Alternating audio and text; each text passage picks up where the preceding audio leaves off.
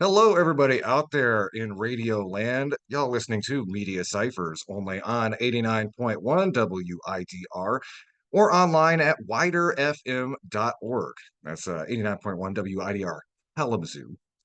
As always, the following thoughts, views, and opinions are not necessarily those of 89.1 WIDR or Western Michigan University, no matter how dope or insightful they may turn out to be. So we're going to be talking about a number of pretty important issues coming up here later in the program. Lawrence is going to be joining us later on in the show. We're going to be deep diving into some pretty, actually, somewhat horrendous events that happened over the weekend. And we're going to be kind of starting though, talking about some stuff here right in our backyard at the local level. And before we really get started, I want to point out, I think it's obvious to anybody who's been outside in the last 24 hours, we are in the middle of a week-long heat wave. And I did want to point out there are a couple of cooling locations around town that you can go to. So the Kalamazoo Public Library is going to be open during its normal functioning hours, and they are inviting everybody in the community who maybe you don't have AC or you spend a lot of your time outside. That is going to be one of them. Ministry with Community is also going to be open as a cooling center, as well as the Edison Neighborhood Association. I'm going to make sure to put all of those details on our webpage. Please pass those along to anybody who's going to be vulnerable during this very long heat wave that's going to be going into Saturday. That's not fun. Of course, is being experienced by a big swath of the Midwest as well as the Northeast. Something that really kind of blew my mind. They're looking at heat indexes of 100 degrees plus over in Vermont. It's yeah, it's the crisis is here, and we're going to be talking about that a little bit more. Also wanting to point out, and we're going to be touching on this in our next story, but the recent storms that just hit Portage, really it has been a 1-2 punch for our friends and comrades over in the Portage area.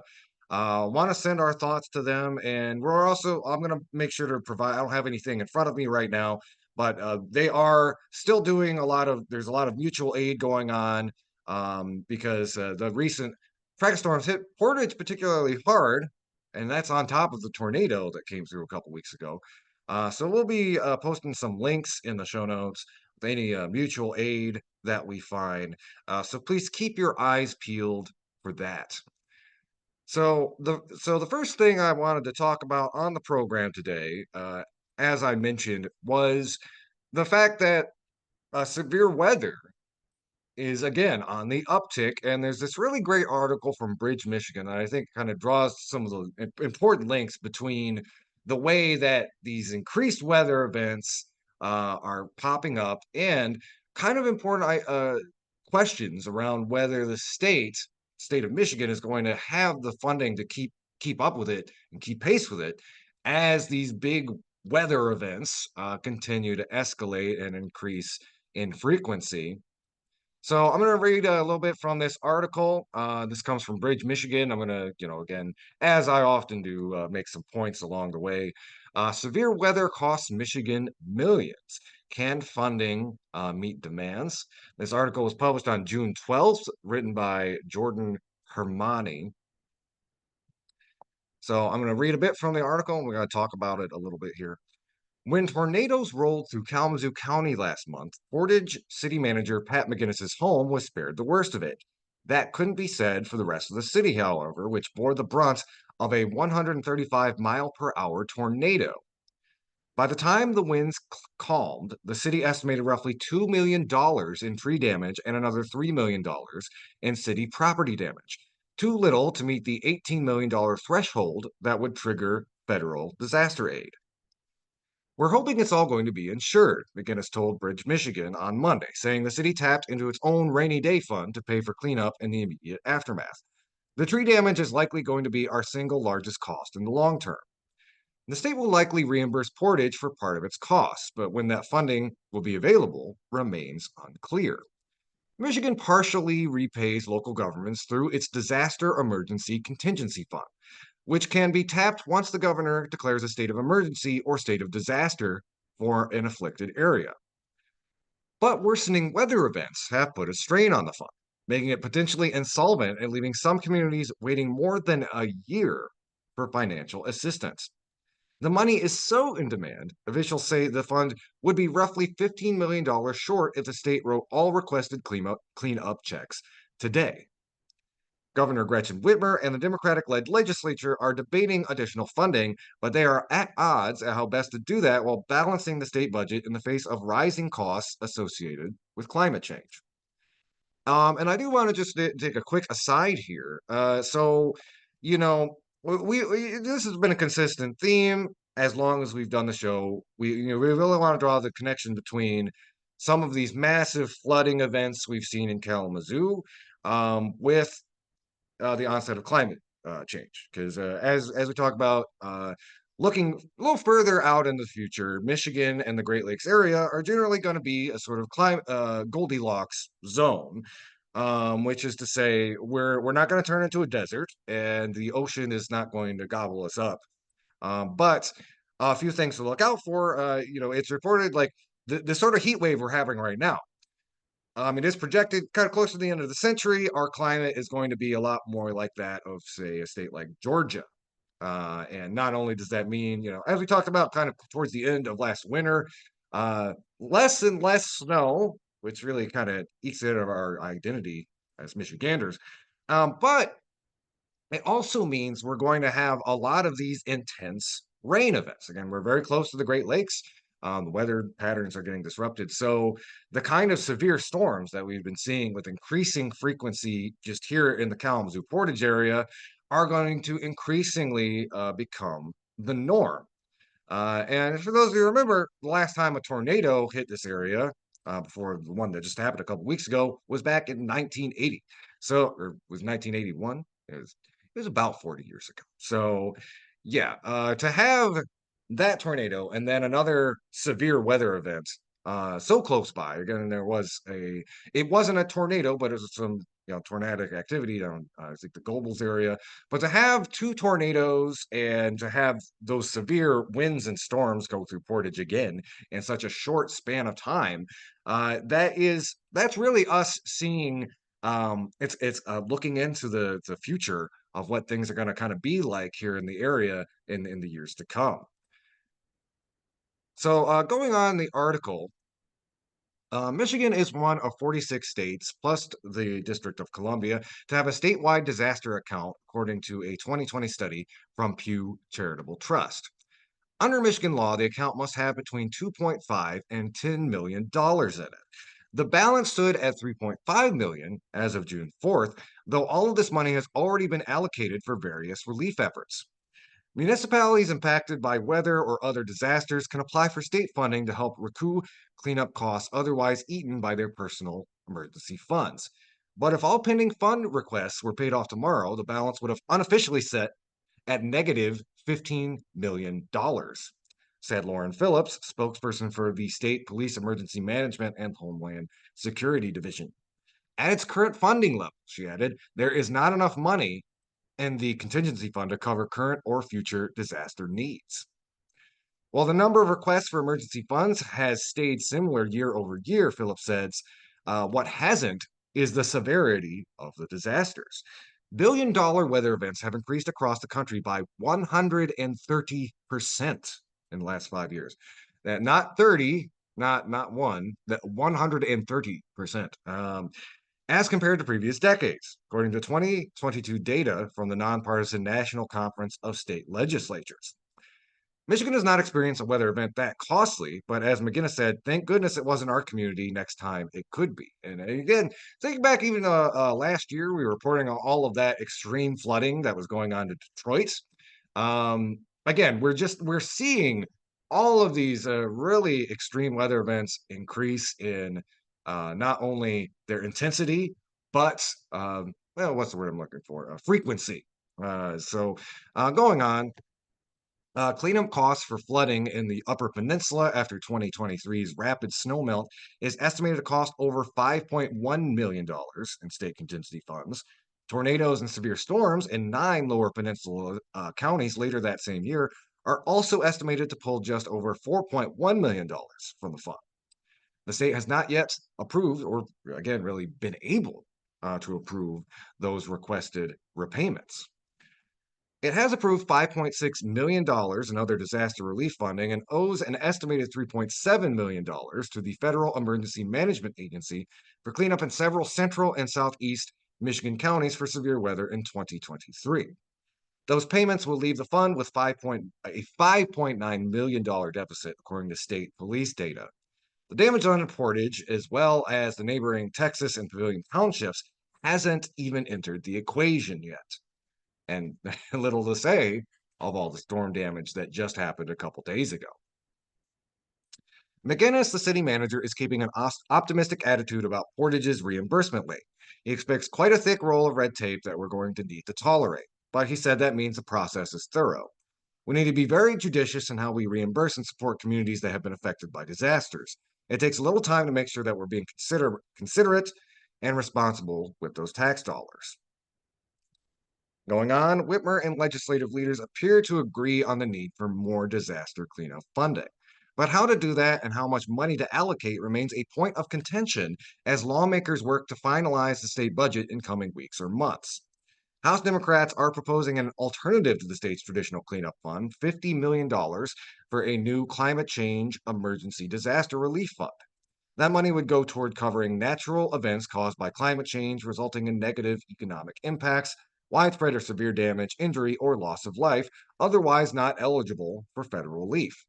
It's not immediately clear, however, if that plan would conflict with state law, which requires lawmakers to maintain the traditional disaster emergency fund. I think we should all have a shared goal of making sure we have enough money for natural disasters, said Jason Morgan, an Ann Arbor Democrat who oversees the House State Police Budget Subcommittee. I think it's clear that none of our budgets put in enough money for what I see as increasing costs of natural disasters in our state. We can't just leave these communities their own. The House alternative is more generous than the budget proposed by Whitner, who in February called for a $10 million deposit for the traditional emergency fund. Her office continues to advocate for that disaster response funding. With climate change causing more extreme weather events, the legislature must adjust accordingly to ensure there are resources to meet the needs of impacted communities, said LaRouche, the governor's spokesperson. As we enter severe weather season, these efforts take on increased urgency with potentially costly storm response efforts on the horizon. The Michigan Senate, meanwhile, approved $7.5 million for the traditional disaster emergency fund in May as part of a supplemental spending bill the House has not taken up. Senator Kevin Hertel, a St. Clair Shores Democrat who chairs the Upper Chamber State Police Budget Subcommittee, told Bridge raising the $10 million fund cap that is currently written into state law is definitely a conversation that needs to be had. The last thing we want is when people are experiencing devastating effects from our disasters, or that they have to wait on funding, he said. So, again, if you want to read that article for yourself, that is from Bridge, Michigan. Severe weather costs Michigan millions. Can funding meet demands? And that was published on June 12th, written by Jordan Hermani. And, again, to kind of put a fine point on that article, this is going to be an issue that we're going to have to be dealing with in the years to come. It hasn't happened yet this season, but in the last couple of summers, we have seen extreme flooding right here in Kalamazoo. That's had a pretty devastating economic impact of its own. Not to mention, again, the tornadic activity that we witnessed in Portage just a couple weeks ago. Was only a few scant miles from here in the Kalamazoo area. And if you've been out in Portage in the last couple of weeks, I spend a lot of time over by Celery Flats. I'm an avid bicyclist, and I do some work over there. It is just incredibly what's the word I'm looking for? Disturbing, disarming, looking at just the way the entire forest in that area has just been absolutely flattened. And again, this severe weather happens every once in a while, but as we're looking in the future, the way that climate change is supercharging these weather events once in a while is going to become more and more frequent in the decades to come. Now, as we talked about on the show, what are potential solutions to this? And something that I really think would be helpful, like looking at some of the industries that are most directly responsible, and putting some sort of sin tax on them for supercharging these weather events. I mean, let's be frank. There are companies in our backyard whose emissions have are directly led to what we are looking at right now. And of course, that requires a different sort of politics that is, willing to have the kind of courage to, tax the rich, as it were. Um, we'll see as that pans out. Again, much of the younger generation is embracing that as a potential solution. But as we talk about on the show, there are a lot of entrenched powers who really don't really want to see that come to pass. So with that, we're going to take a quick little break. Y'all listening to Media Cyphers only on 89.1 WIDR or online at widerfm.org. A quick reminder, too, you don't have to just listen to the radio to hear our show. You can also go online. We've got the Media Cyphers Kalamazoo podcast. You can find that on most podcasting apps. And you can also find us on YouTube if you want to see my cheerful face as I talk about everything that's wrong with the world and community on a weekly basis. And that's also very nifty for folks who have hearing impairment, because if you watch our YouTube video, you can follow along with subtitles, not miss a single pearl of our commentary. Y'all listening to Media Cyphers, your only source for political revolution. We will be right back after a quick little word from the station. Hello, everybody. We are back. Y'all are listening to Media Cyphers only on 89.1 WIDR or online at widerfm.org.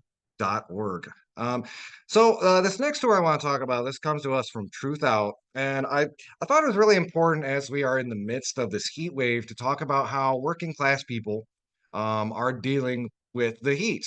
And it's important, as we talk about at the top of the show, we have some cooling shelters here in Kalamazoo that people can go to. The Edison Neighborhood Association is going to be open. The Central Library, Ministry with Community, any other locations we hear about, we will put in the show notes as well. And it's really important to talk about the heat. The context of these heat waves is that often our elders and people who are otherwise disabled are the most vulnerable during these heat waves, particularly people who are working or low income. Because some people can't necessarily afford air conditioned units in their homes or apartments, and especially a lot of people living in the older homes here in Kalamazoo, there is no central air, and particularly with the way that consumers' energy is price gouging right now, it can be a real decision on working class people whether or not to run that AC. Do I run the AC and prevent myself from catching heat stroke, or do I have enough money for my bills and medicine at the end of the month? These are, again, these are real. This is the calculus that us working class folks have to make at the end of the month. And by the way, when I talk about price gouging, I'm just a quick little aside. So, consumers energy is they've made some posts on social media about how they're handing out ice and bottled water here in the community. And it's really just it's an example of how sort of liberal capitalism works. Because like on one hand, it's like, oh, we're gonna give you some bottled water and some ice to help get you through the heat wave, while simultaneously, they sent a notice to all of their customers at the end of last month that they are going to be doing a price surge between the hours of 2 p.m. and 7 p.m. Every day, or I think it's every business day, which again, that's not going to affect a lot of companies that can afford that price surge. This isn't going to affect them. It is going to affect people who are maybe homebound. Again, maybe they work irregular hours. If you work, third or second shift, that's a good chunk of your day. And again, it's their way of trying to de-stress the grid, as it were. But it always is funny to me how it's again, it's almost a form of regressive taxation. You're putting the onus on poor and working class people to use their energy less while not asking, say, bigger corporations to like, hey, could you try to use your energy less energy during these peak hours? No, you have to ask the most vulnerable who maybe, if they do have air conditioning units, necessarily need to use them during the hottest parts of the day. So, with that being said, there's this really good article from Truth Out that I think hits on a lot of the implications of this and also the importance of mutual aid in the years to come. Again, we have a whole week where heat indexes are going to be hitting the hundreds. And, if you grew up in Michigan, you're used to having this attitude it's like, in the winter it's a tundra, in the summer it's a swamp. But typically, these heat index events maybe last 2 or 3 days. This is lasting 6 to 7 days, which is in its own way very unprecedented and speaks again to the ongoing climate crisis that is unfolding. Which makes it all the more important that we have organizations like Ministry for Community, the Edison Neighborhood Association, the Public Library that are willing to act as cooling centers because we are going to need to take care of each other as the climate crisis increasingly is forcing working class people to, hold the bag, as it were. So this article is from Truth Out. Headline is Black Neighborhoods Are Preparing for Scorching Summer Temperatures. This is written by Adam Mahoney. It's published on June 16th. This is originally published at Capital B.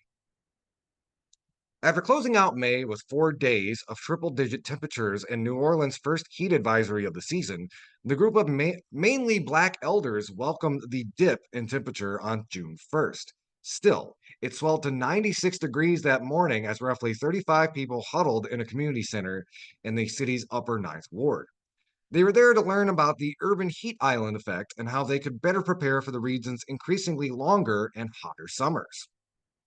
As facilitator Jordan Michael explained, the urban heat island effect, the phenomenon where urban areas experience higher temperatures because of air pollution, dense infrastructure, and reduced tree coverage, the group lamented about times past and how their tried and true ways in combating heat no longer work for today's sweltering summers. Over the next 30 years, New Orleans is expected to experience the nation's fourth largest increasing heat waves, but it is a nationwide issue. And to put a fine point on it, because of Michigan's climate and the high humidity that we have here because of the Great Lakes, we're going to be experiencing something pretty similar to New Orleans. These long weeks where we got temperatures in the mid 90s and heat indices in the mid hundreds, mid hundred and single digits and stuff. Since the 1960s, the average number of heat waves every year across the country has more than tripled. Nationwide, the issue has led to a 900% increase in heat related deaths compared to then. Indigenous people and Black people have experienced the worst effects. It kills more people every year than hurricanes, floods, and tornadoes combined. Last month, representatives from the Federal Health and Human Services Department declared deaths from heat as the greatest threat to human health as a result of climate change. But the nation's attempts to address the disparate impacts have largely fallen flat. This summer, the number of people hospitalized and dying due to blistering conditions is only expected to rise. Every region of the country, except Alaska, is forecasted to experience a hotter than normal summer. In the face of the threats, Black communities across the country have had to take their well being into their own hands, as federal and state resources and protections from scorching temperatures have failed to meet the moment. Across the nation, Black neighborhood associations, community land co ops, and nonprofit organizations have led heat preparation workshops, shared water resources for water, fans, and transportation, and planned disaster networks that prioritize checking on elders and the most vulnerable during oppressive heat waves.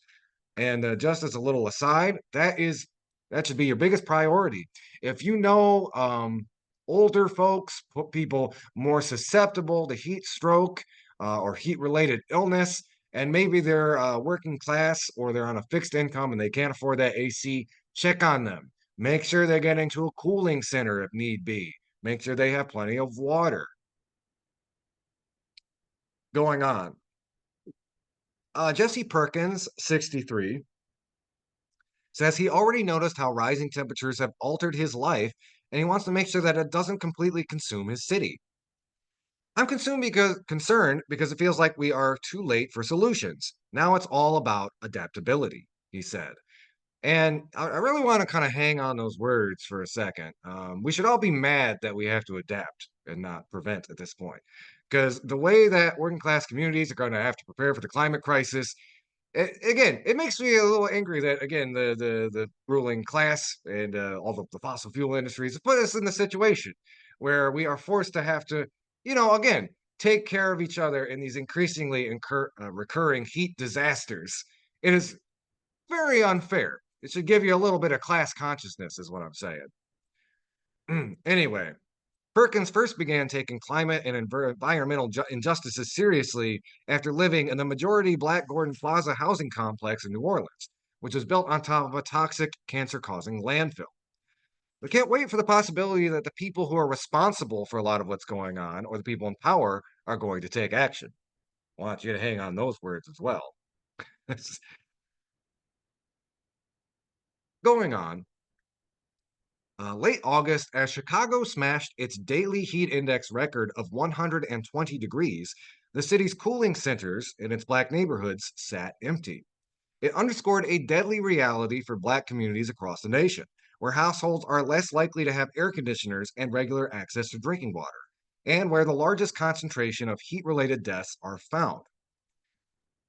Capital B found community members bridging the resource gaps as Black residents set up stands to offer free cold water and door knocked their neighborhoods to check on older residents.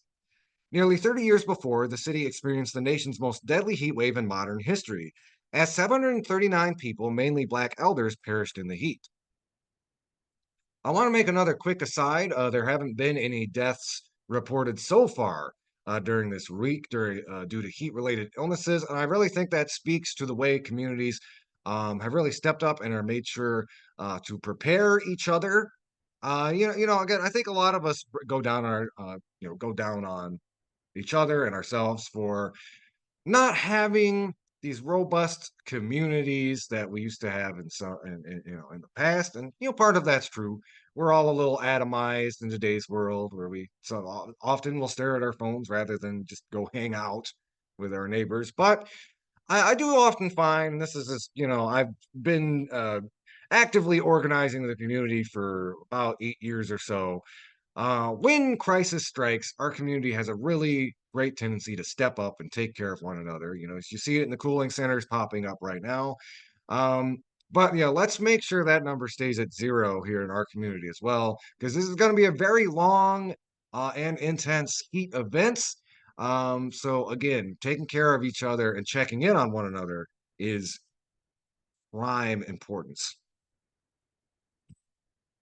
There are decisions and actions that are going to become more commonplace at the family and neighborhood level, said J. Marshall Shepard, director of the University of Georgia's Atmospheric Sciences program. Because of climate warming, heat is starting to become a significant stressor on things that people take for granted. Our ability to go to work or take classes in a properly cooled school, he said. And the prevalence of these heat waves continues to outpace the government's measures to adapt. We're entering a new realm where people are going to have to make decisions about whether they can work or go outside on a given day because we're starting to see heat in places that we didn't expect to see, Shepard added. I wanted to make just a quick aside and talk about the very real implications of that. They're not just hyperbolizing there. There is something known as the wet bulb. I don't know if you call it the wet bulb effect or but the wet bulb concept is when the air temperature and humidity are too high, the human body loses its ability to regulate its own temperature. And those are conditions where it is literally deadly for a human being to stay outside too long. And basically, our bodies can't cool themselves because the heat, air temperature is so high and the heat and humidity is so high that sweating doesn't do anything. It just makes you hotter, and if the water temperature in your nearby lake or watering hole is high enough too, that brings zero relief as well. So we are going to be entering conditions where even not even doing strenuous work, but just being outside too long in those conditions could prove deadly. as more and more cities on a more regular basis are going to be seeing these wet bulb heat indices. So going on. Between 1979 and 2020, the nation saw more than 2,000 people die due to the effects of extreme heat in only one summer, the summer of the Chicago heatwave. But now the country is on a 3-year streak of eclipsing that grim milestone, as the heat dome has reached virtually every pocket of the nation. Last summer, the death certificates of more than 2,300 people in the United States mentioned the effects of excessive heat. It is the highest number in 45 years worth of records. As the nation's electric grid slips into disrepair, a major issue driving these deaths is the growth in heat induced power outages. As the peak of this deadly onslaught last summer, the Biden administration began drafting the first ever federal heat safety standards for U.S. workers. Yet any progress he's made in addressing how the suffocating warmth has upended the lives of Americans will melt away if he's not re-elected in November. A recent New York Times investigation with several Republican leaders found that initiatives like his Office of Climate Change and Health Equity and the proposed heat protection rule for workers will likely be shelved and ignored. I want to make a quick point on this. To the extent that the Biden administration has tried to make more workers' protections for heat, I think we should remember that, again, as conservative as the Biden administration is, they do react from pressure from some of the bigger, more established labor unions. Again, we remember Biden going to the picket line for the auto workers last year, and I'm not trying to give any special credit to Biden, but I am trying to say his administration, even a lot of more corporate-backed Democrats, can be leaned on by people in the labor movement and in established unions more than a lot of Republicans who, if you follow the news coming out of states like Texas, Florida, they are actively trying to roll back protections and provisions that protect workers during heat events. I think it was Governor Abbott down in Texas who rolled back rules that, during extreme heat, workers require water breaks every 15 minutes. So, yeah, it is important to keep in the context, if Trump wins in November, which, again, is a likely outcome, it's going to fall more and more on local communities to step up because some of those federal protections are going to be scaled back. Going on, at the same time, few cities or states have implemented their own heat precautions. Just a handful of cities like Los Angeles and Phoenix have heat offices that oversee response efforts, and just 6 states, all of which with small Black populations, have passed regulations to protect people from heat. Meanwhile, the states with the largest growing Black populations, Florida and Texas, who I just mentioned, have passed state laws blocking local ordinances that protect homeowners, renters, and workers from heat.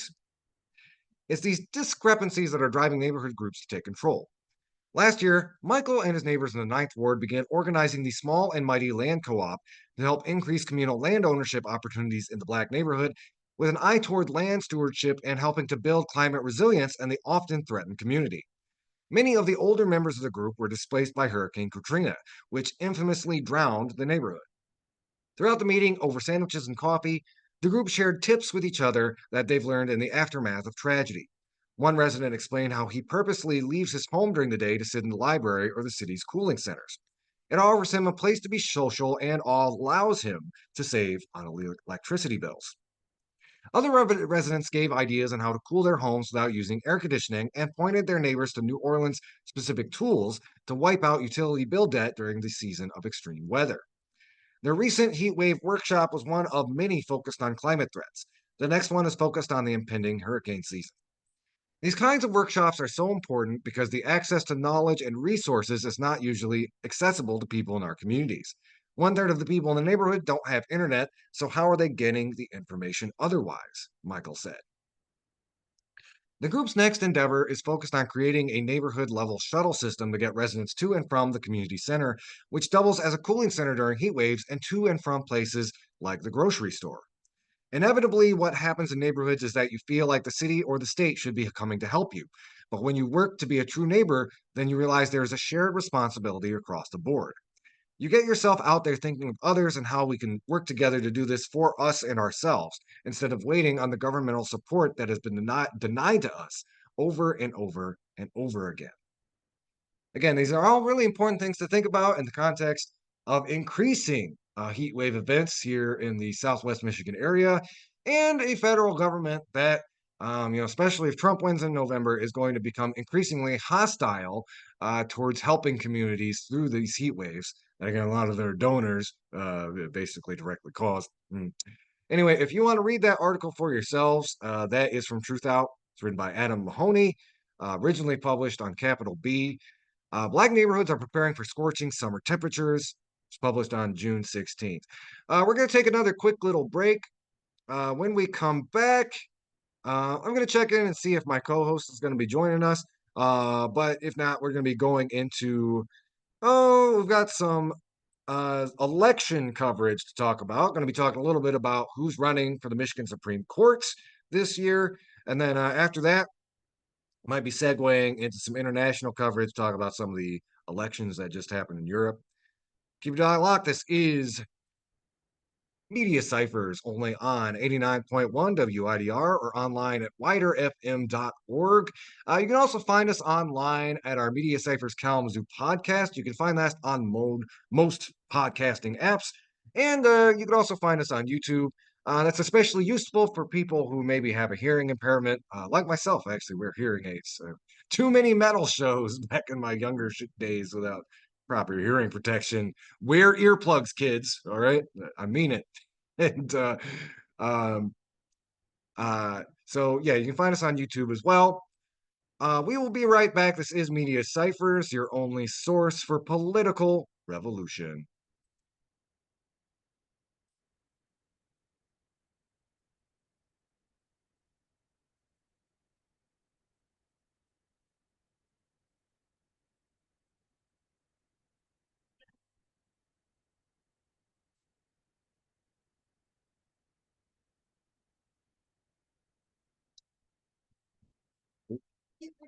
See, it's cool. Oh, hello again, everybody out there in Radio Land. Y'all are listening to Media Cyphers only on 89.1 WIDR or online at widerfm.org. So our next story, we're going to be talking about some of the upcoming elections, and this is just a really informative piece from Bridge, Michigan, talking about some of the folks who are going to be running for the Michigan Supreme Court in 2024. And we're gonna go through. This is more informative style. Talk about who's running and their description of them. I might have a couple pieces of commentary along the way.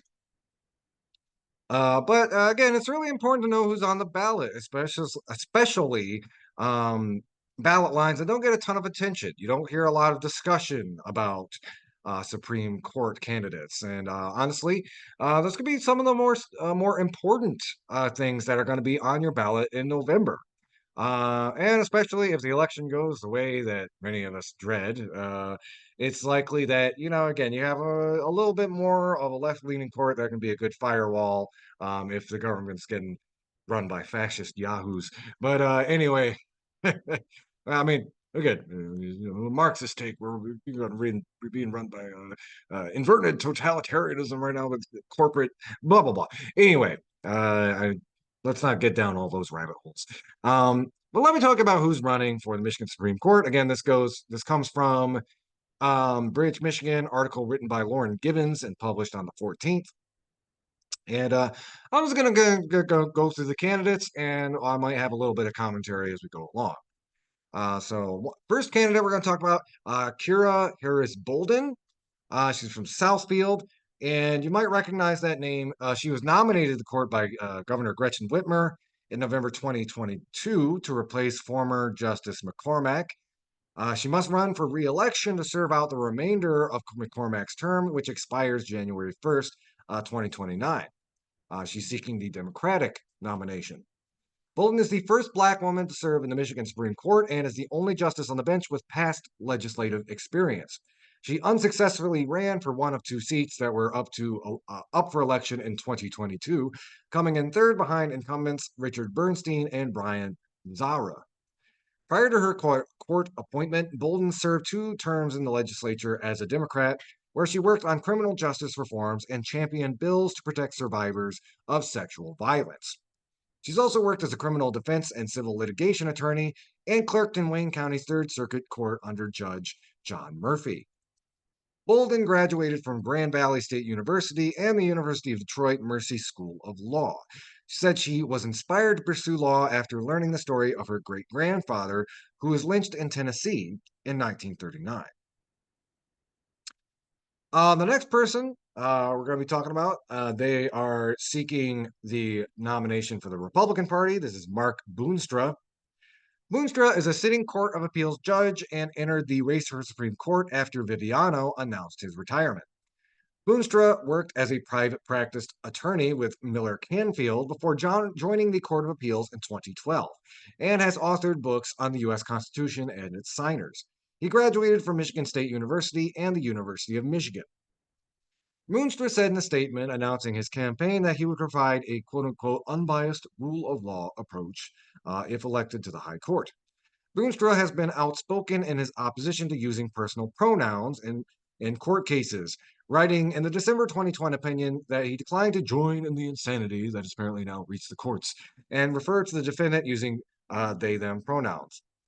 I gotta say too, a lot of these older candidates, generation, they like to call young people snowflakes, but I mean, like, just call people what they want to be called. It sounds like you are the snowflake, my dude. Anyway, yes, going on. The court in 2023 required Michigan judges to either use the pronouns specified by legal parties or to address people in the courtrooms by their names or, quote, other respectful means.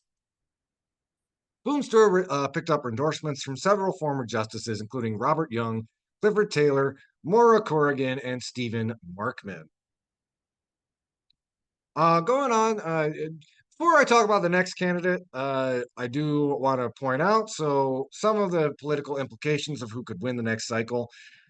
Justice David Viviano announced he wouldn't seek re-election for his seat on March 15th, leaving the Republican Party without an incumbent nominee in the 2024 cycle. So the next election is going to determine whether the Republican Party holds on to a seat in the Supreme Court, or if the Democratic Party gains a seat. Which again, any good working class person should be skeptical of the Democratic Party overall, but it can be important to see whether more kind of liberal justices can maintain their seats in the Supreme Court, because they tends to have better outcome for workers. Because Democrats are more easily succumb to pressure from labor movements and from union organizers and organizations. And going down to the next candidate. Oh, this guy. Kalamazoo's own clown politician, Matthew DePerno, is running again. Now, I've talked about this guy before, but he's like a cartoonish right-wing zealot, and every time he comes up, it's just like, that SpongeBob meme, like, how many times do we have to teach you this lesson, old man? But he is like the caricature of one of those cartoonish right-wing kind of activist candidates who is really pushing this retrograde agenda wherever he ends up running. He ran for attorney general a few cycles ago. He ran in a local election, and now he's running to be on the Michigan Supreme Court. So let me tell you a little bit of his rap sheet right from the Bridge, Michigan article. Kalamazoo's own embarrassment, DePerno, a Kalamazoo area attorney, is seeking the Republican nomination to serve the remainder of McCormick's term. DePerno, along with former state representative Dyer Rendon and fellow attorney Stephanie Lambert, is now battling criminal charges for an alleged pro-Trump plot to illegally access voting machines following the 2020 election. He's pleaded not guilty. He has never held elected office or a judicial post, but was the Michigan Republican Party's nominee for Attorney General in 2022 and also ran for Michigan GOP chair last year. DePerno lost a convention vote to Christina Caramo, who has since been replaced. And again, that was an interesting scenario where, as toxic as DePerno was, Christina Caramo was kind of running, representing the cuckoo QAnon branch of modern Republican politics. Um, DePerno earned law degrees from the University of Detroit Mercy School of Law and the New York University School of Law. In a statement, DePerno said he is running for a seat on the state's highest court in part because activist judges, prosecutors, and attorneys general are using their power to prosecute their political enemies. Um, and again, he's referring probably to the recent case that came down against Donald Trump in New York, which again, my dude, he broke the law. I don't know what to tell you. In the narrow sense that billionaires usually avoid accountability, it is maybe worth raising an eyebrow at why that particular billionaire was finally prosecuted. But again, he did the stuff, you know, and a bit of like, theatrical quid pro quo. Biden's son just got prosecuted too. So I mean, you get one, they get one, whatever.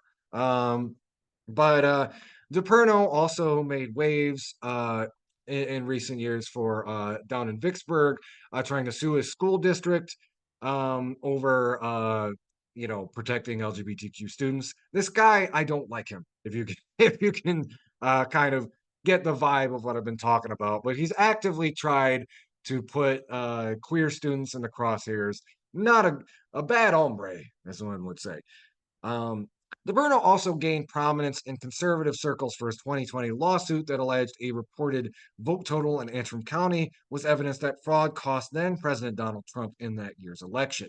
He lost that case, and the Michigan Supreme Court denied his appeal. So, I mean, again, it sounds more like you're the activist judge, my dude, an activist for right wing dingbats, as it were. Anyway, going on to the next candidate, Andrew Fink is also running of Adams Township. He currently serves as a Republican lawmaker in the state House of Representatives, where he serves as vice chair of the House Judiciary Committee. Fink initially intended to challenge Bolden for her partial term, but more recently said he'll seek a GOP nomination to run for Viviano's open seat after the sitting justice announced his retirement. Fink graduated from Hillsdale College and University of Michigan Law School. I wanted to make a quick note about it. Um, Hillsdale College, we ran a whole piece about Hillsdale College from a salon journalist to talk about. Hillsdale is a very prominent right wing think tank. The stuff that comes out of there has national implications. I will refer back and link to that interview we did, but anybody coming out of that school is worth raising an eyebrow and doing some research over because it's basically Michigan's own version of the Heritage Foundation. And um, he's basically been susceptible or schooled to their version of highly reactionary jurisprudence. So worth noting where he went to school. In a September 2023 statement announcing his candidacy, Fink said he would take an originalist approach to the court and would strive to interpret laws as written. As a justice, one of my priorities will be to restore faith in government institutions by emphasizing transparency, accountability, and integrity in our state's court system. By the way, that originalist approach, that refers to kind of a conservative line of legal scholarship that thinks we should only apply laws as written in the original Constitution. It's usually a more conservative way of thinking. And again, the original Constitution was written by a bunch of white guys that didn't want poor people to vote. So take that as it is. So the next one, Patrick William O'Grady. O'Grady is a longtime circuit court judge in Branch County, seeking the Republican nomination for the partial term vacated by McCormack. O'Grady has first elected to the 15th Circuit Court bench in 2008 and recently served as the court's chief judge.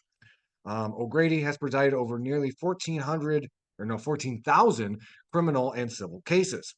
He graduated from Western Michigan University and served in the U.S. Army Reserve before working as a state trooper with the Michigan State Police and obtaining his law degree from Cooley Law School. O'Grady was also an assistant prosecutor in Branch County prior to his election to Circuit Court.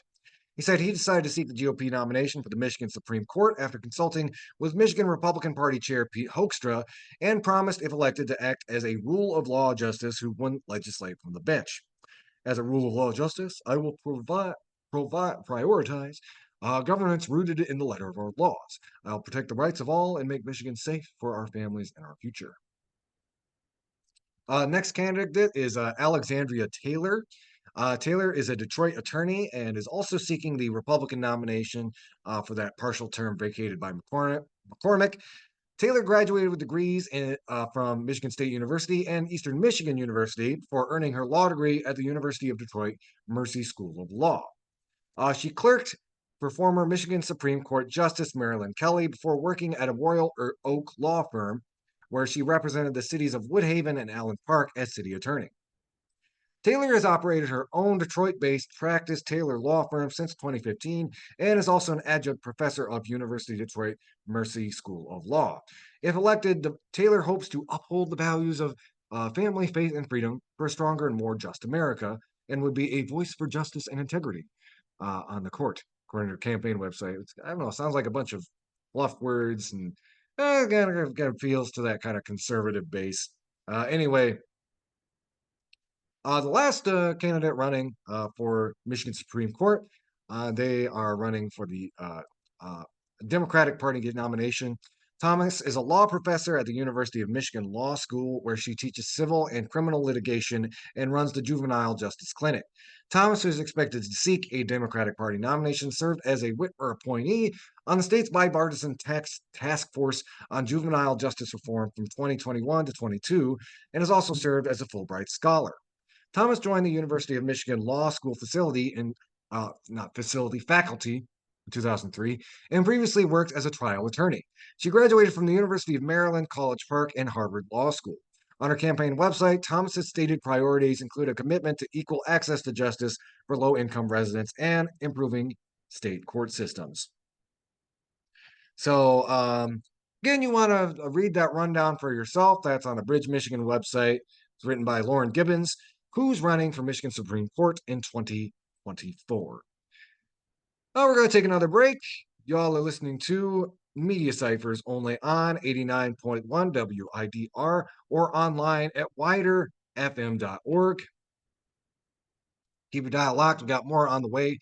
Also, quick reminder, you can find us on Facebook and YouTube and our Media Cyphers Kalamazoo podcast, where you can listen to our insightful analysis at your leisure.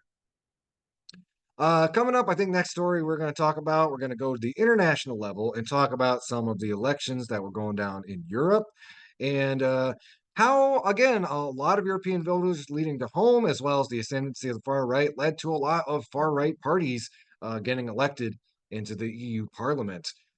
Keep your dial locked. This is Media Cyphers only on 89.1 WIDR, your source for political revolution.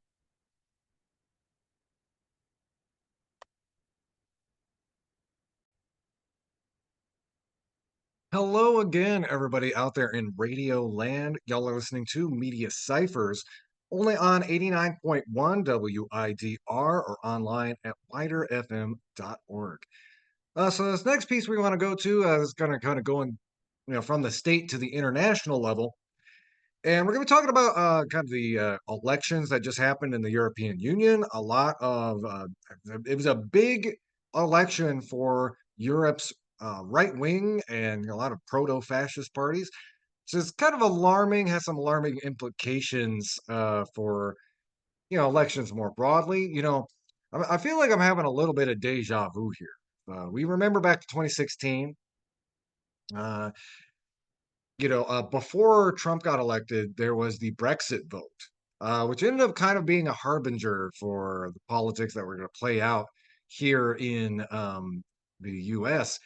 And a couple of the things that really struck me looking at this article and its analysis of it is the recent European elections had some of the lowest turnout that they've had in years. And, me and Lawrence have been talking a lot about how voter enthusiasm this election cycle is very low, even on both sides, really. And when the couch wins elections, that is, when people stay home instead of go out and vote, that tends to favor right-wing politics. Because, of course, the majority of people find those type of politics to be anathema, disgusting, gross. No, we don't want those. But If that side has a lot of enthusiasm and it goes out and vote, that supersedes people who aren't really that excited to vote for the lesser evil, if we're going to be completely honest about it. So the elections in Europe, I think, are particularly important to look at in a year like this when we've got a big presidential election around the corner. So this article was by CJ Polly Kronoe. I'm probably slaughtering that name. I'm sorry. This comes from Truth Out. Rebuilding the left is crucial to stemming the surge of Europe's far right. Again, this article was published on June 11th. Just over half of the 373 million citizens eligible to vote across the 27 European Union countries bothered to cast a ballot during the 4-day European Parliament election that concluded on June 9th. Germany, the EU's most populous country and its political and economic powerhouse, with its days as an industrial superpower rapidly coming to an end, saw a record high voter turnout, with close to 65% of eligible voters turning out for the EP elections. And again, this is kind of an outlier. And it's kind of important to look at Germany, too, as kind of a case study in how some of these reactionary politics can get a foothold. Apparently, German citizens may have felt that the business as usual approach, both in Brussels and inside their own country, could no longer go on, which is why they dealt a humiliating defeat to the coalition government of Chancellor Olaf Scholz.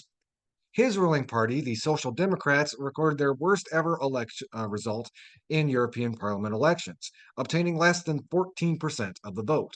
The Conservatives, whose policies on immigration and climate have shifted close to the position of the far right on these issues, came in first, with over 30% of the vote, while the far right Alternative for Germany came second by pulling 16.5% of the vote, up from 11% in 2019.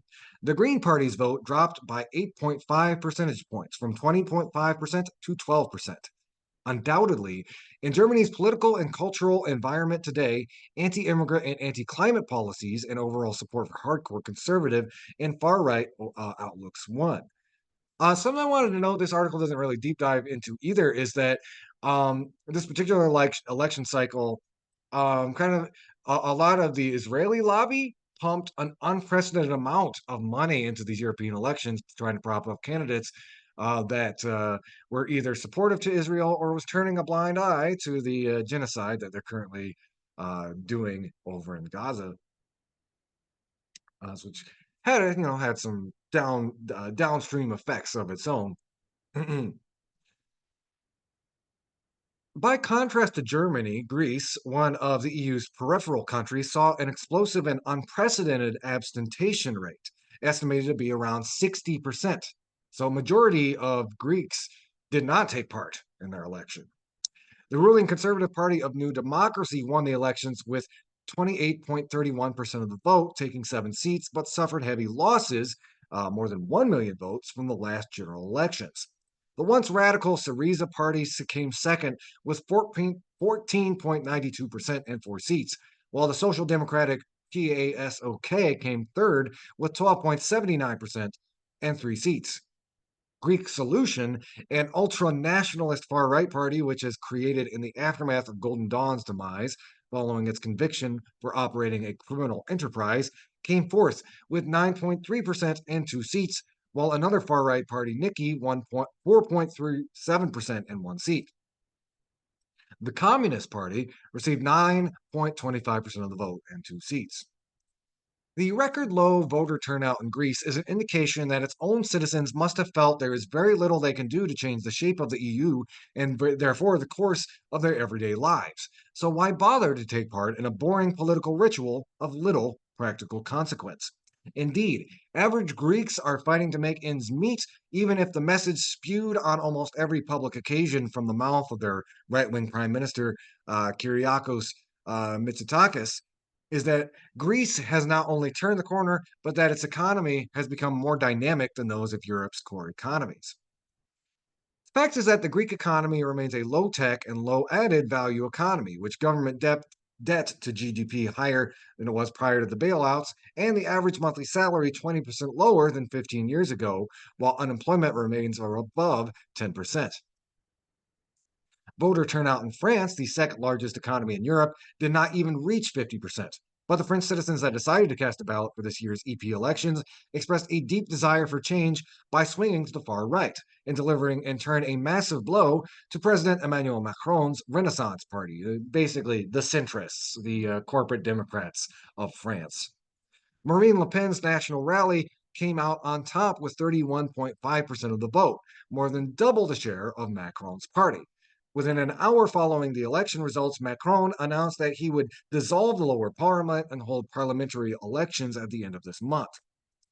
His decision to call a snap election was obviously prompted by the apparently unstoppable momentum of the far right, but Macron said he was confident in the capacity of the French people to make the right choice for themselves and for future generations. Marine Le Pen welcomed the challenge as she now feels that the time has come for her party to finally take power. And the first opinion poll suggests that the national rally could win the snap election, but will fall short of an absolute majority. Like the AFD, the far-right national rally is anti-immigrant, in love with fossil fuels, and pro-Israel. Incidentally, the European far right has thrown its weight behind Israel, exchanging its historical commitment to anti-Semitism for anti-Muslim hatred. The far right also made major gains in Austria and the Netherlands. Austria's far right Freedom Party came in first with 27% in the EP elections, and Geert Wilder's own Freedom Party in the Netherlands secured 7 seats in the new European Parliament, from 0 seats in the 2019 EP elections. In Italy, less than half of the electorate voted, and Giorgia Meloni's far-right Brothers of Italy won the most votes, with 28.8%, which is greater than it had secured in the 2022 national elections. Only in some Nordic countries, Sweden, Denmark, and Finland, was there a slight retreat of the far right. In that region of Europe, pro-environmental issues remain priorities, though it's a different matter when it comes to immigration and integration. These countries had different approaches to immigration just a few years ago, but they have now all moved in the same direction, which is to adopt more restrictive immigration and integration policies, points out migration specialist Chris Horwood. The results of the 2024 European Parliament elections confirm what has been rather obvious to careful observers for the past decade or so, which is that Europe has been lurching further and further to the right to the point that the far right has now become mainstream and normalized. The left must now ask itself, why is the far right gaining ground across Europe, and can it be contained? The first and most important reason for the rise of the far right has to do with the very nature and architecture of the European Union. The main purpose of its predecessor, the European Economic Community, from the late 70s onwards, has been to increase competitiveness in the global market and to boost corporate profits at the end of the era of managed capitalism has come to an end. Sorry, I kind of mixed that up a little. Instead of social protections and growth through fiscal-oriented policies, the new economic approach called for privatization and liberalization of financial markets, price stability, and labor market reform. The aim, as revealed by the Single European Act of 1986, was for the EEC to become a market without a state and to normalize a non-commitment to welfare. All major decisions were to be made at the top, with powerful countries like Germany almost entirely controlling the economic and social agenda. Subsequently, many member states lost their actual sovereignty as national governments were compelled to follow the commands of the Euro masters, and citizens were relegated to a status equal to that enjoyed by the subjects of ancient Rome.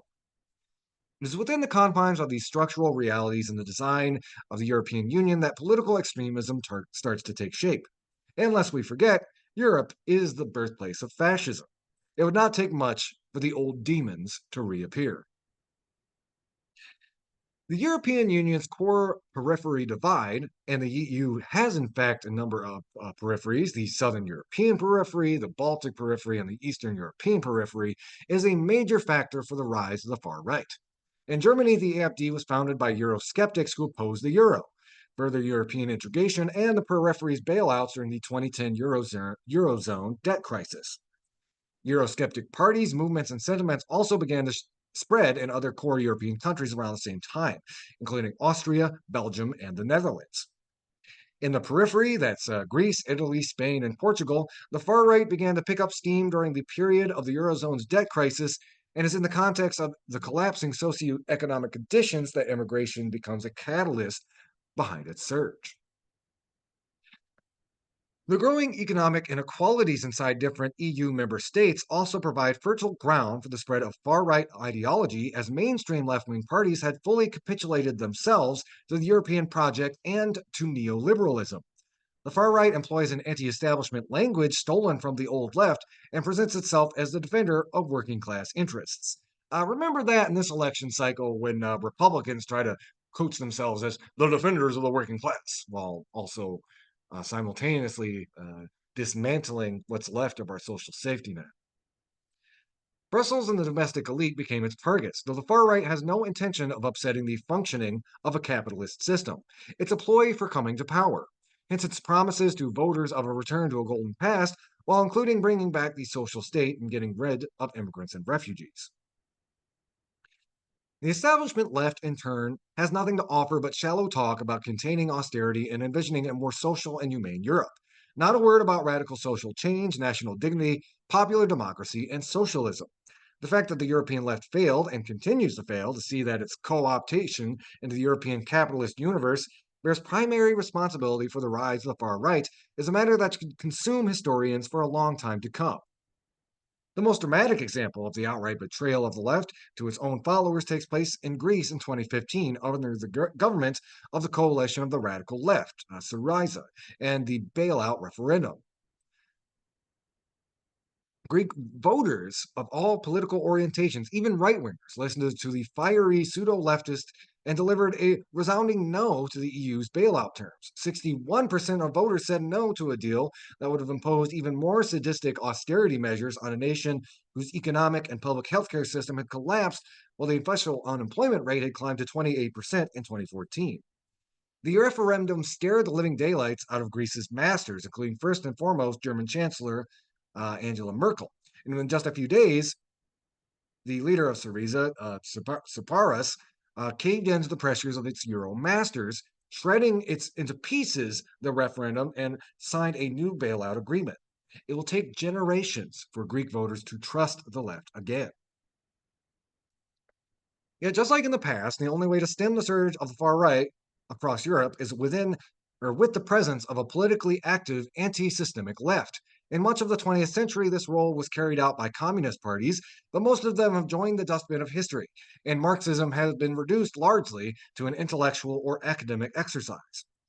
Rebuilding the left, however, is of absolute critical importance for slowing the surge of the far right across Europe.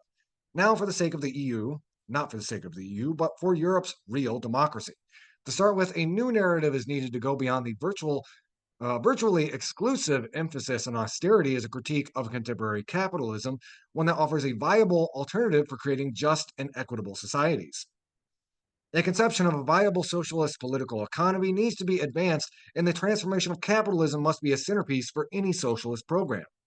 Movements and parties fighting against inequality and for social justice, peace, and the environment should be natural allies in the struggle to create a better world. Of course, in order for this to happen, sectarianism, one of the most prevalent but demoralizing features of left political culture, needs to be overcome. This is a must in the historic mission of the left, which remains a world to win. That was an article from Truth Out, written by CJ Polychronai. Rebuilding the left is crucial to stemming the surge of Europe's far right. We're going to take a quick little break, and then after that, I think we're going to close out the show with a piece from the archives talking about Juneteenth. Y'all are listening to Media Cyphers only on 89.1 WIDR or online at widerfm.org. You can also find us on Facebook, YouTube, and our Media Cyphers Kalamazoo podcast that you can find on most podcasting apps. Keep it all locked. This is Media Cyphers, your source for political revolution.